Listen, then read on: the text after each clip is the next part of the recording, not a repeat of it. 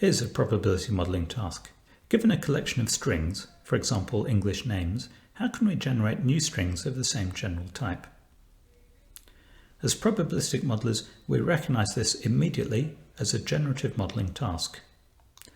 We just treat the names as independent samples from a distribution, call it X, and we fit it. We'll imagine that the distribution has some parameters which we want to learn from the data. Once we've got an expression for the likelihood, all the rest of the process, the training and evaluation, is all completely standard. What makes this task interesting is that the random variable x that we want to generate is a sequence, x1 up to xn. Both the values xi, the characters in a name, and the length n are random. So, what are some good probability models for random sequences? And, more importantly, how can neural networks help? Let's start by reviewing some of the basic non-neural network ways of modeling sequences. Let's start with Markov chains, the most basic random sequence model there is. Let's imagine we have a Markov chain whose state space is the alphabet. We'll add in two extra states, one to denote start of string and the other end of string. Then, to generate a name, we just start in state start of string, and then we jump randomly from character to character until we hit end of string. Obviously, the strings we end up with will be random, and the distribution will depend on the transition probabilities. If I write p theta for the transition probabilities, then the likelihood of a specific string, x1 up to xn, is given by this expression here. It's just the product of the probabilities of each of the transitions. But this is too crude. It'll produce names that don't make sense. For example, there are names with two A's in a row, like Aaron, but you wouldn't expect a name with three A's in a row, so it's not good enough to choose the next character randomly based on the immediately preceding character. We'd do better if we took account of some history. So here's our next model, a Markov chain that keeps history. This model was invented by Andrei Markov, the Russian mathematician who invented Markov chains, and he proposed it as a way of fingerprinting the characteristic writing style of an author. Let's generate the next character randomly based on the preceding two characters. This Markov chain will then be able to express our rule. You can have two A's in a row but not three. To learn the transition probabilities, we just need to count up all the trigrams in the text, i.e. all sequences of three characters that appear in our dataset. This diagram here is just a depiction of the process. We start with two start of string tokens and then we generate x1 randomly. We'll always keep track of the last two characters, so the next step is to update our last two characters state variable. This is just bookkeeping. It's a deterministic function of the previous state variable and the newly generated character. And we keep doing that. This whole thing is a Markov chain, and we can write out an explicit formula for the probability of generating a given sequence x1 up to xn. Very good. But then we wonder, why hard code the history length to be 2? What if it would be useful to keep track of more history, maybe 3 or 4 characters? That thinking prompted the development of the hidden Markov model. In this model, we assume that there's some hidden state z which evolves according to a Markov chain, and each time step we get a random readout xi generated from zi. The idea is that z can encode in some abstract way everything that's important to remember about history. This doesn't solve the problem of how much history to keep, it just lets us be flexible in how we model it. It's still up to us to invent the state space for z and to learn its transitions. To train the model, in other words to learn the probabilities, we of course need to write out the likelihood. The trouble with hidden Markov models is that the likelihood function is truly horrible, with this gigantic great sum over all possible values of all of the hidden states. This won't be any good for machine learning. For training a neural network, we want a nice, clean, simple likelihood function that's easy to compute, like the first two Markov chains. So here's a cunning idea.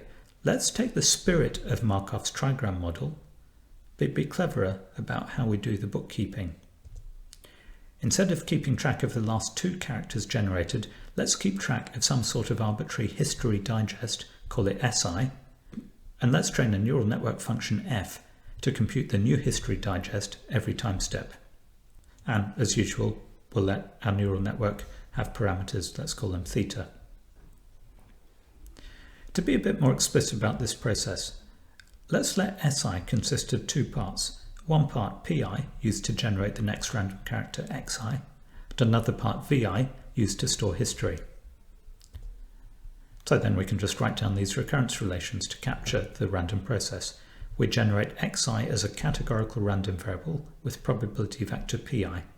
Here, PI is a vector with one element per letter of the alphabet. And each time step, we update PI and VI using a neural network. The lovely thing about this model, just like Markov's trigram model, is that it's really easy to write out the likelihood function of a given string x1 up to xn. When we're generating xi, its distribution pi is a deterministic function of all of the preceding values x1 up to xi minus 1, and that means that we can write out an explicit likelihood function without needing a horrible sum like the hidden Markov model did.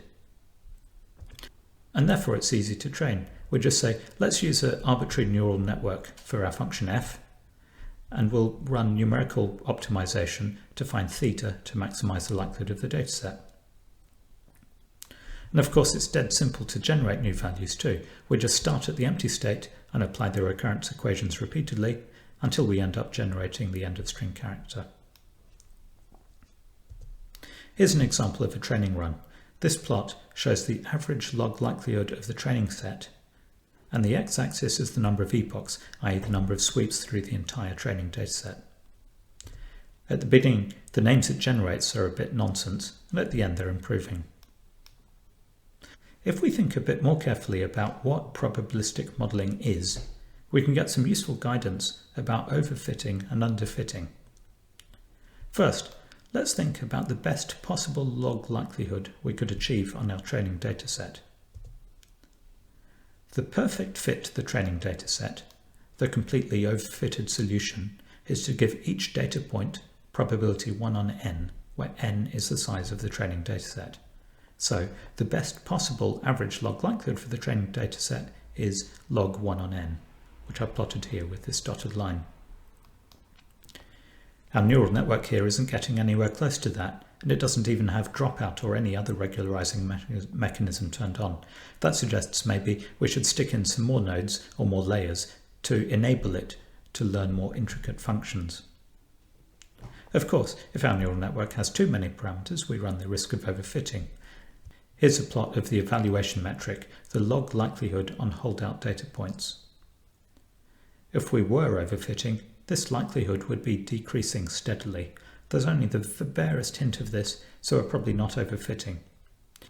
I'd say we should add some more layers to the network, enough layers so that it can reach the upper bound, and then once we know that we have a rich enough network to learn the patterns we want, then we'd add in mechanisms to prevent it from overfitting. The whole selling point of recurrent neural networks is that they have an explicit formula for the likelihood of a data point, and this means that it's easy to train them using maximum likelihood estimation. There are other generative modeling tasks where we can't easily do this, where we want to use probability models where we don't have an explicit likelihood function. These models take much more clever probability theory to be able to train. They're called autoencoders, and they're the topic for another video.